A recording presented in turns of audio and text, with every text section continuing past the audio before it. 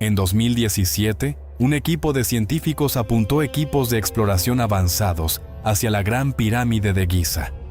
El proyecto se llamó Scan Pyramids.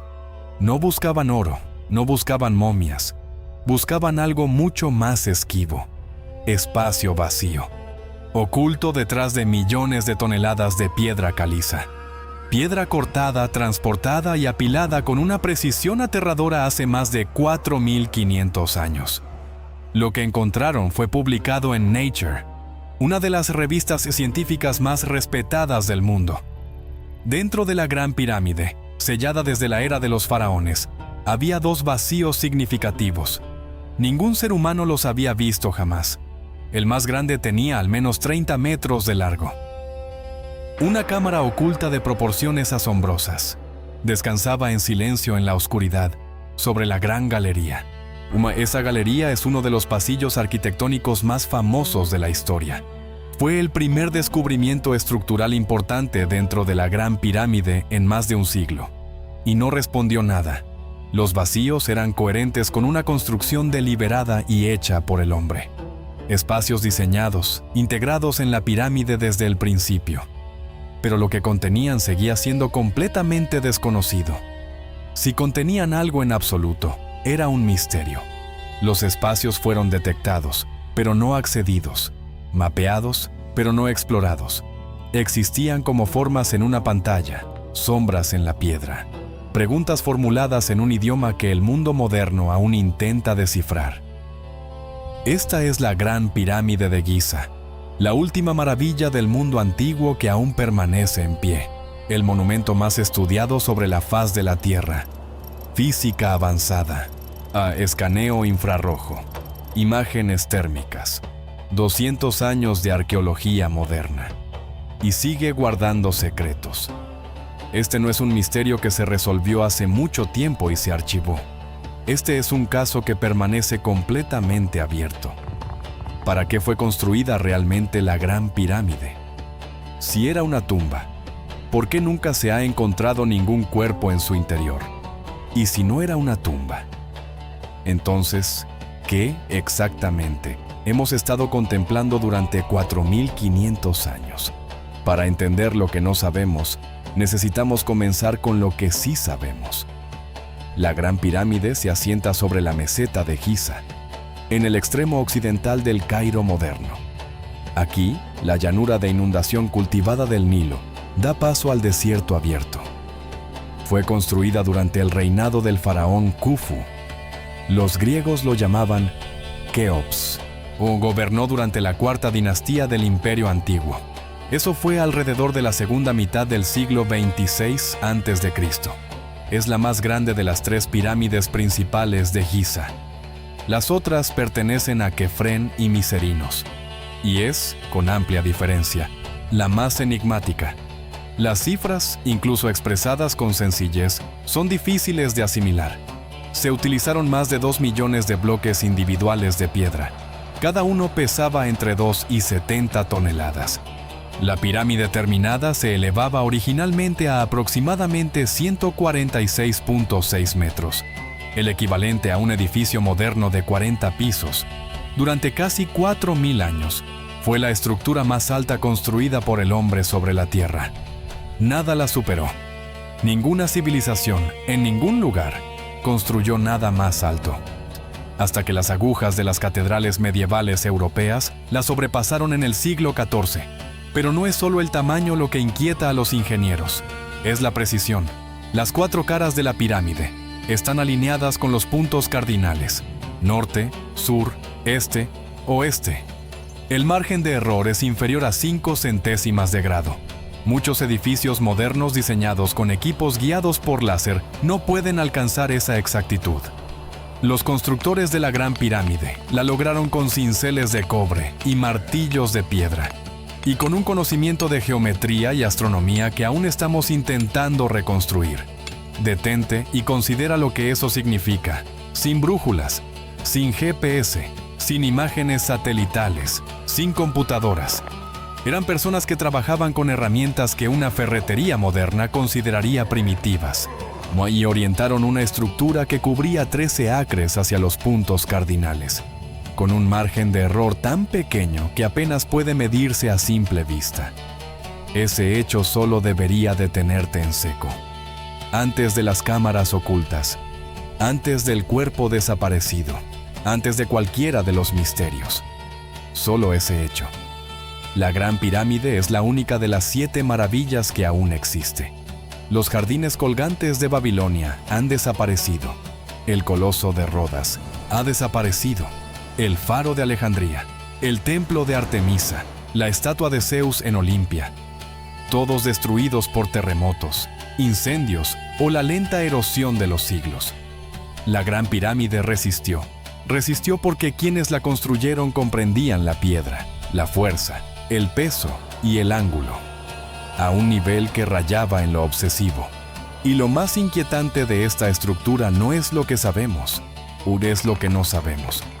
Los bloques de piedra caliza que forman el grueso de la pirámide fueron extraídos de canteras cercanas, justo en la propia meseta de Giza, cortados del lecho rocoso con cinceles de cobre y herramientas de piedra, luego arrastrados hasta el sitio de construcción.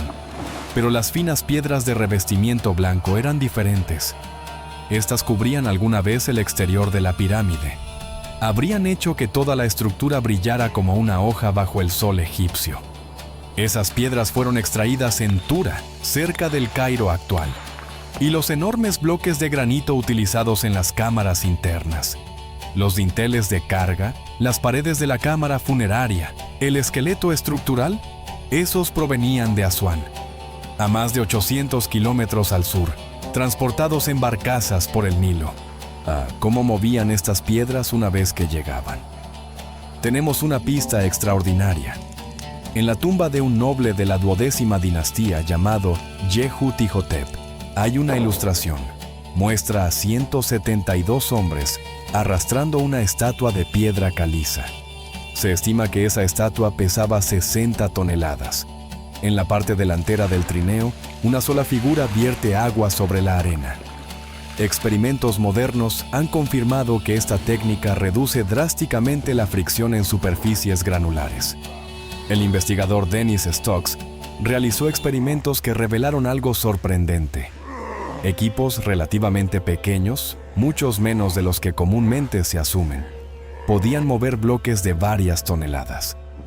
Los trineos de madera y la lubricación con agua hacían el trabajo, pero mover los bloques era solo la mitad del desafío. Sí, la otra mitad era levantarlos. Algunos pesaban decenas de toneladas. Tenían que alcanzar alturas que rivalizaban con las estructuras más altas del mundo antiguo. ¿Cómo? Se han propuesto varias teorías. Rampas largas y rectas que se extendían hacia afuera desde la base. Rampas en espiral que rodeaban el exterior. Rampas internas ocultas dentro de la propia estructura. La pirámide acodada en Dashur puede documentar un momento de aprendizaje en tiempo real. Su sección inferior fue construida con hiladas de piedra inclinadas hacia adentro. La sección superior cambia a hiladas horizontales planas, como si los constructores hubieran reconocido una inestabilidad estructural a mitad de camino y corrigieran su enfoque durante la construcción antes de que todo colapsara. Ninguna teoría de construcción ha sido aceptada universalmente, y cada una explica parte de la evidencia. Ninguna lo explica todo. La pirámide se mantiene en pie, 4 milenios y medio después. Y la pregunta de cómo fue erigida permanece sin una respuesta definitiva. Pero cómo fue construida la pirámide es, al final, la pregunta menor. Porque sabemos que alguien la construyó. Lo que no sabemos es por qué y para quién. Ahora bien, aquí es donde la historia da un giro que ha perturbado a los investigadores durante siglos. Durante mucho tiempo, el mundo occidental asumió que las pirámides fueron construidas por esclavos, decenas de miles de ellos, impulsados por la fuerza y el miedo. Esa idea se remonta a los griegos. Escribieron sobre Egipto mucho después de que las pirámides ya eran antigüedad, y llenaron el silencio con sus propias suposiciones. Era una narrativa ordenada, monumento enorme, a sufrimiento enorme, tiranía escrita en piedra. Pero en 1990, los arqueólogos Zahi Hawass y Mark Lehner encontraron algo que derrocó esa historia por completo. Adyacentes a la meseta de Giza, excavaron los propios cementerios de los constructores. También encontraron sus viviendas. No eran las tumbas de esclavos, eran las tumbas de trabajadores especializados, personas organizadas en equipos de trabajo, alojadas en aldeas construidas para ese propósito, alimentadas con raciones regulares de pan y cerveza. Cuando morían, eran enterradas en tumbas modestas pero dignas, a la vista de la pirámide que habían ayudado a construir. La evidencia apuntaba a la corvea laboral, una forma de servicio nacional. Un impuesto pagado no en grano ni en oro, sino en trabajo físico. Decenas de miles de personas fueron convocadas de comunidades de todo Egipto. Rotaban por el sitio de construcción durante décadas. No eran héroes, no eran esclavos, eran trabajadores. Personas ordinarias comprometidas con el proyecto de construcción más grande que su civilización había intentado. Cumpliendo sus turnos, comiendo sus comidas, volviendo a casa, o en algunos casos, sin volver jamás. Sus huesos descansaron a la sombra del monumento que construyeron. Esa cotidianeidad es, en cierto modo, más extraordinaria que cualquier teoría sobre arquitectos extraterrestres. La Gran Pirámide no fue construida por dioses ni por visitantes de las estrellas. Fue construida por personas que llevaban su almuerzo. Personas que tenían supervisores y horarios y probablemente quejas sobre el calor. La realidad mundana de sus vidas hace que lo que construyeron sea aún más difícil de comprender. ¿Cómo pueden personas ordinarias, con herramientas ordinarias, construir algo que el mundo moderno aún no puede explicar por completo? Lo hicieron, y luego lo sellaron, y aquí es donde el caso se enfría. La Gran Pirámide fue, según la egiptología dominante, construida como una tumba, el lugar de descanso eterno del faraón Khufu, un monumento a su poder, su derecho divino y su paso al más allá. Cada otra pirámide importante en Egipto funcionó como tumba. La suposición era natural, era lógica, estaba respaldada por siglos de consenso académico. Solo había un problema. Cuando los exploradores finalmente penetraron en el interior de la Gran Pirámide, encontraron algo. Navegaron por los pasajes descendentes, escalaron a través de la Gran Galería, entraron en la cámara conocida como la Cámara del Rey. Dentro había un sarcófago de granito. Estaba vacío, sin momia, sin ajuar funerario, sin oro, sin vendas de lino, sin vasos canopos, sin ofrendas de ningún tipo. La cámara destinada a albergar a uno de los gobernantes más poderosos del mundo antiguo no contenía nada, ni un fragmento, ni un rastro. El sarcófago reposaba en el centro de la habitación como una oración sin final, un recipiente diseñado para guardar algo precioso, guardando nada más que oscuridad y silencio, y 4.500 años de preguntas sin respuesta. El vacío no terminaba en el sarcófago. Las paredes de la Cámara del Rey están completamente sin decorar, al igual que las paredes de cada pasaje y galería en toda la estructura, sin inscripciones, sin oraciones jeroglíficas, sin escenas pintadas del más allá, sin textos rituales, sin cartuchos reales, sin alabanzas al difunto, nada. Esto en una civilización que cubría las paredes de sus tumbas con elaboradas decoraciones. Desde el entierro del noble más humilde hasta la cámara real más grandiosa en el Valle de los Reyes. El interior de la Gran Pirámide está llamativamente, casi agresivamente, en blanco. Este contraste es radical y es extremadamente difícil de explicar. La respuesta estándar de la egiptología dominante es el robo de tumbas. La teoría sostiene que la pirámide fue saqueada después del entierro. Todo, la momia, el tesoro, los ajuares funerarios, fue despojado por completo. Es una hipótesis razonable. El robo de tumbas era endémico en el antiguo Egipto. Un crimen tan antiguo como las propias tumbas. Pero la explicación tiene dificultades para dar cuenta de la totalidad de la ausencia. No queda ni un solo fragmento de nada, ni un trozo de cerámica, ni un hilo de lino, ni una escama de hoja de oro atrapada en una grieta de la piedra. La cámara no está simplemente vacía, está esterilizada. ¿Y las paredes? El robo se lleva objetos, no borra inscripciones que nunca fueron talladas en primer lugar. Lo que hace que esta ausencia sea aún más significativa es algo completamente distinto. La evidencia que vincula a Khufu con la pirámide es notablemente frágil. La fuente conocida más antigua que atribuye la Gran Pirámide a Khufu es Heródoto, el historiador griego que visitó Egipto en el siglo V a.C. Llegó más de 2000 años después de la construcción de la pirámide, a un país cuya lengua no hablaba. Registró historias que le contaron sacerdotes locales. Esos sacerdotes estaban a su vez separados de los eventos por 20 siglos. 20 siglos de tradición oral. Heródoto escribió que Khufu había gobernado durante 50 años, que la Gran Pirámide era su creación. Señaló que el hermano de Khufu, Kefren, había construido una segunda pirámide cercana. Ese relato se convirtió en el fundamento de todo lo que creemos sobre este lugar, indirecto en el mejor de los casos, traducido a través de idiomas y milenios, basado en historias más que en documentos. Deja que eso asiente por un momento. Es, por cualquier estándar riguroso de evidencia, una cantidad extraordinaria de certeza, construida sobre una base extraordinariamente delgada. Y sin embargo, durante siglos, fue suficiente. Heródoto lo dijo. Los académicos posteriores lo repitieron. La idea se calcificó en hecho aceptado. La Gran Pirámide era la tumba de Khufu. Fin de la discusión. Pero la evidencia sigue sin cooperar.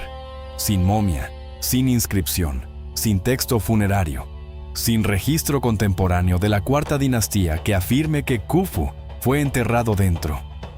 La pirámide se alzaba en el desierto como la respuesta a una pregunta que nadie recordaba haber formulado, lo que hace que el descubrimiento de Scan Pyramids sea tan extraordinario y tan desconcertante. El equipo utilizó escaneo térmico para detectar anomalías dentro de la estructura de la pirámide, áreas donde el calor se disipaba de manera diferente, sugiriendo cavidades ocultas detrás de la piedra. Lo que encontraron fue confirmado y publicado en Nature. Al menos 2 vacíos significativos y sellados dentro de la pirámide, consistentes con una construcción deliberada durante la fase original de edificación. El más grande era enorme, al menos 30 metros de largo, comparable en escala a la propia Gran Galería, situado directamente sobre ella. Sepultado en piedra caliza, no eran cavidades naturales. No eran grietas ni fracturas por asentamiento ni fallos estructurales. Eran espacios deliberados, diseñados y construidos durante la construcción original de la pirámide, luego sellados y dejados en completa oscuridad durante más de 45 siglos. Nadie en la era de los faraones registró su existencia, o si lo hicieron, esos registros están perdidos.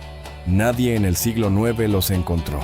No cuando los hombres del califa se abrieron paso a la fuerza hacia el interior de la pirámide. Nadie en el siglo XIX sospechó que estaban allí. No los arqueólogos europeos que cartografiaron meticulosamente cada pasaje conocido. Se necesitaron las herramientas de la física moderna para revelarlos. Sensores térmicos que leen las firmas de calor de la piedra, revelando lo que todas las generaciones de exploradores anteriores a nosotros habían pasado por alto. Y sin embargo, la detección no es lo mismo que el acceso. Los vacíos han sido localizados. Sus dimensiones aproximadas son conocidas, pero no han sido explorados. Lo que contienen, si contienen algo en absoluto, permanece sellado, detrás de la misma piedra que lo ha custodiado desde antes de la fundación de Roma, antes de la caída de Troya, antes de que se escribieran los primeros textos de la Biblia hebrea. En 2023, donde investigadores anunciaron un nuevo descubrimiento específico, un corredor previamente desconocido de 9 metros cerca de la cara norte de la pirámide. Confirmación física de que la estructura aún guarda habitaciones que el mundo moderno nunca ha explorado. Hay planes para desplegar sistemas de escaneo aún más potentes. La investigación continúa. La pirámide sigue revelando nuevas geometrías, nuevos vacíos, nuevas preguntas, nuevas razones para creer que lo que hemos descubierto hasta ahora es solo una fracción de lo que hay. Y luego están las teorías sobre lo que todo eso significa. La hipótesis seria más provocadora es la teoría de la correlación de Orión, promovida con mayor visibilidad por los investigadores Graham Hancock y Robert Bauval. Su argumento es inquietante. Las 3 pirámides principales de Giza están posicionadas en un diseño específico sobre la meseta, uno que refleja las 3 estrellas del cinturón de Orión. En la mitología del antiguo Egipto, Orión representaba a Osiris, el dios de los muertos, el gobernante del inframundo, el señor del eterno más allá. Si las pirámides fueron deliberadamente trazadas siguiendo las estrellas, la implicación es asombrosa. No eran simplemente tumbas, eran instrumentos cósmicos, una representación del cielo construida en la tierra en piedra. Es importante decirlo con claridad. La teoría ha sido rechazada por la mayoría de los egiptólogos del ámbito académico dominante. La alineación, argumentan los críticos, es aproximada en lugar de exacta. La hipótesis requiere suposiciones sobre el conocimiento astronómico de la cuarta dinastía que no pueden verificarse de forma independiente. La correlación ha sido calificada de sugerente, incluso poética, pero no ha sido aceptada como hecho establecido. Algunos investigadores han ido más lejos. La llaman reconocimiento de patrones, la mente humana encontrando orden donde la coincidencia puede ser la explicación más sencilla. Y sin embargo, la teoría perdura, porque la explicación convencional sigue chocando contra el mismo muro obstinado, sin cuerpo, sin inscripción, sin texto funerario, un sarcófago vacío desde que cualquiera puede verificar. Y ahora, vacíos ocultos de enormes proporciones, vacíos que nadie ha podido explorar ni explicar. Esa tensión yace en el núcleo sin resolver de todo este misterio. La tensión entre lo que queremos que la pirámide signifique y lo que realmente podemos demostrar. Tenemos 2 siglos de arqueología moderna detrás de nosotros. Tenemos las herramientas para ver a través de la piedra sólida. Sabemos cómo se extrajo la piedra caliza. Sabemos, aproximadamente, cómo se movieron los bloques. Sabemos quiénes eran los trabajadores, dónde vivían, qué comían, dónde fueron enterrados.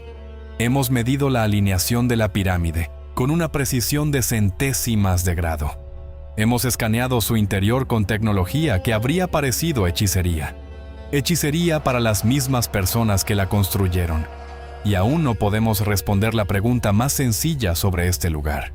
No sabemos dónde está enterrado Khufu, la estructura más famosa de la historia humana, el único superviviente de las 7 maravillas del mundo antiguo. Un monumento que ha estado al borde del desierto durante más de 45 siglos, estudiado por miles, visitado por millones, escaneado por instrumentos que detectan partículas cósmicas atravesando la roca sólida, y el faraón para quien supuestamente fue construida jamás ha sido encontrado, ni dentro de la pirámide, ni en ningún otro lugar. El sarcófago en la cámara del rey permanece vacío. Los corredores recién detectados conducen hacia la piedra. El vacío de 30 metros sobre la gran galería guarda su silencio, y la pirámide se alza exactamente donde siempre ha estado, en la frontera entre el mundo antiguo y el moderno, ofreciendo nada más que preguntas. Hace 4.500 años, alguien selló esas cámaras en la oscuridad. Apuntamos nuestra tecnología más avanzada hacia la piedra.